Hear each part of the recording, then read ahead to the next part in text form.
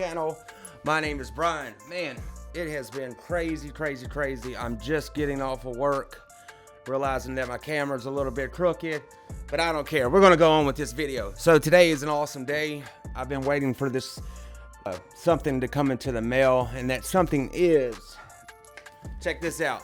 Just got the Mac Mini in the mail.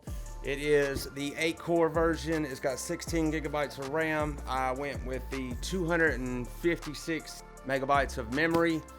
And the reason being is I'm going to use SSD to, edit with. So the reason I got this is because I've been listening to all the hype, about MacBook Pros, all these things. And, here recently I've been, very fortunate to be able to spend some money. And I got the Sony FX3. That's what we're shooting on now. I got me the Ninja V. I upgraded it to shoot RAW. So I spent the money to get ProRes RAW. And I go to stick it into the Creator 15, MSI Creator 15. And I was struggle with it. This laptop is an awesome laptop. And I did somewhat of a review on my channel if you want to look back and check it out. It is a little bit long. What I did was took all the codecs of the Sony FX3 and I put 30-second clips into the MSI and ran it at full capacity and seen how it all matched up. The laptop, with the codecs that this camera puts out. We all know that it's pretty strong.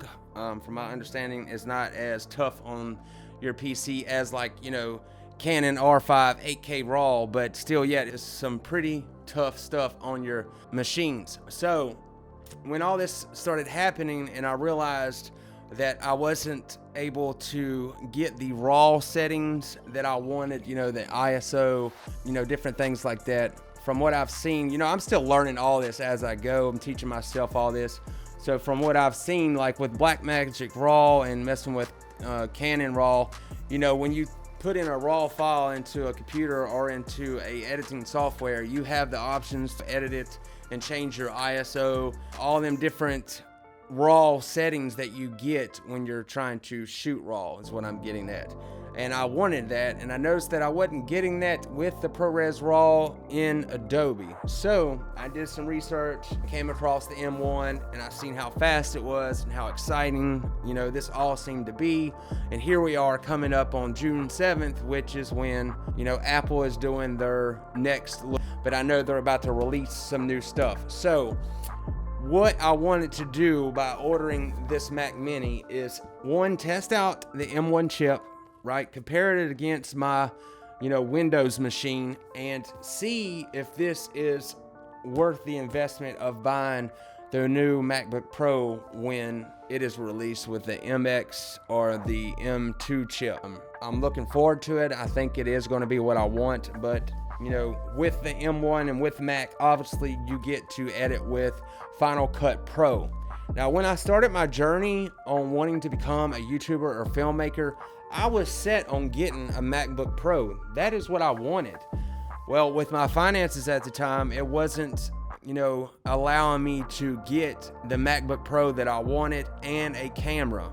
At the time, I was still shooting with the iPhone 11 Pro, and I was ready to step up to a mirrorless camera or cinema camera or something to that. All right, guys, so you've probably seen a cut right there in the clip. So what I was saying or getting at is that when I first started, I didn't have enough money to get the MacBook Pro that I wanted and a mirrorless camera. I was ready to step up my game from the phone and whatnot, but I just wasn't ready or didn't have the finances to do both. So, but what I was getting at is when I first started, I wanted to edit with Final Cut Pro. That was what I had read about the most. That is what the tutorials that I had watched about the most was Final Cut Pro. And then I seen a stupid comment that lead me the wrong way. When I first started this, I would read the smallest little, bad comment and steer away from something, and it was very stupid. But I read a comment about, Final Cut Pro, something about it being bad. So I jumped right on the Adobe bandwagon. Everything that I was seeing, everybody was like, "Oh, Adobe Premiere is the leading industry standard." So I was like, okay, well, I guess I'm gonna pay that $20 or $60 a month, depending on what you get in service every month.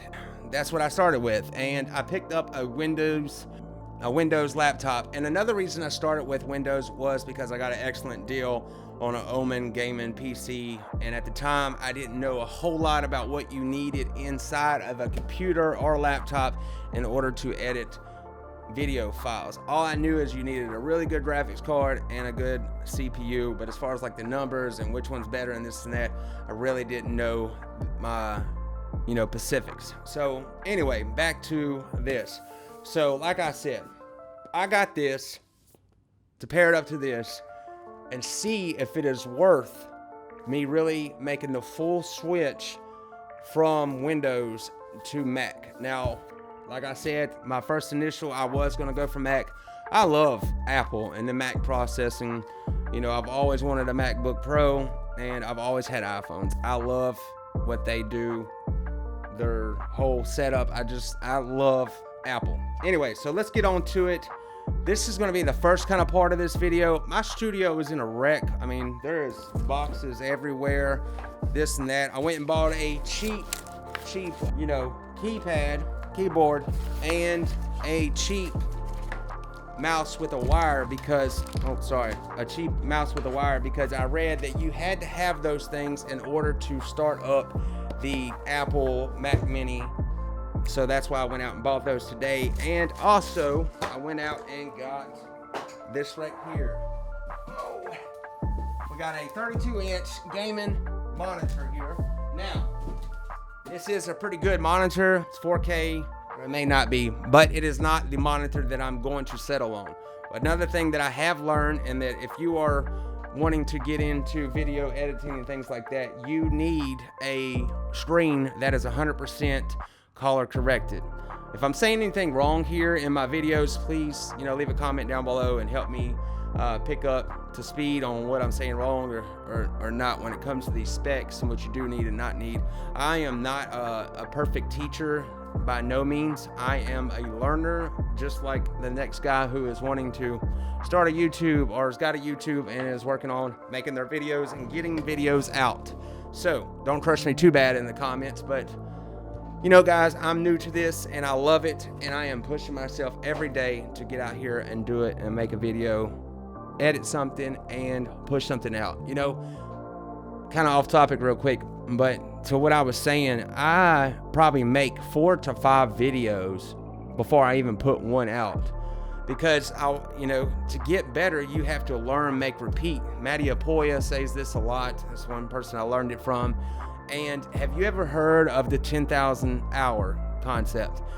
I forgot who said it, but you have, from my understanding of this concept, you have to do something 10,000 hours in order for it, or for you to be considered or really be really good at anything. So I've been at video editing and YouTube for roughly about a year, a little over a year now, and I'm nowhere near worth really teaching anybody. But if you're interested in watching another guy just like you, maybe, who is learning about YouTube and filmmaking, then stick around and think about subscribing down below. All right, guys, so like I was saying a minute ago, this is the first part of this video. I am going to set this bad boy up and start comparing things to this laptop, and as I go along, I probably will film things here and there or turn the camera on and give some specs or thoughts on my process as I go. So this video probably will take me a couple of days to do. If I'm going to return this laptop and get a MacBook Pro, I only have a short period of time to do so, so I will be getting a lot of that done in the next few days. Guys, hope you stick around, watch the rest of the video. I'm gonna pause it for right here. All right, what's up, guys? So I'm jumping in here real quick just to let you guys know that I am going to be making this into multiple parts of a video. It's a little series that I guess I'm running now. As I'm editing this video, I'm at 9 minutes and 29 seconds, and it's becoming a little bit too long. I have learned that it's something that you just don't want to do, is make really long videos on YouTube, because you guys, and myself included, don't have really long attention spans, right? So I'm going to end it here. This is part 1. Stay tuned if you want to see part 2, where I show that I put the Mac Mini to the test to see if it can handle the toughest file or codecs that the Sony FX3 puts out, and that would be the 10-bit 442H265 codecs that I am going to put the Mac Mini to the test. I've already done it, but like I said, I'm just now realizing that I think I'm going to make this into multiple parts of different videos just to kind of shorten this all up. Guys, I really do appreciate you watching. If you have subscribed already, or hit the like button, or left me some nice comments on my last videos, thank you so much. I really do appreciate that. I'm just another guy just trying to make it on YouTube and grow my channel also. Yep, so thanks for watching.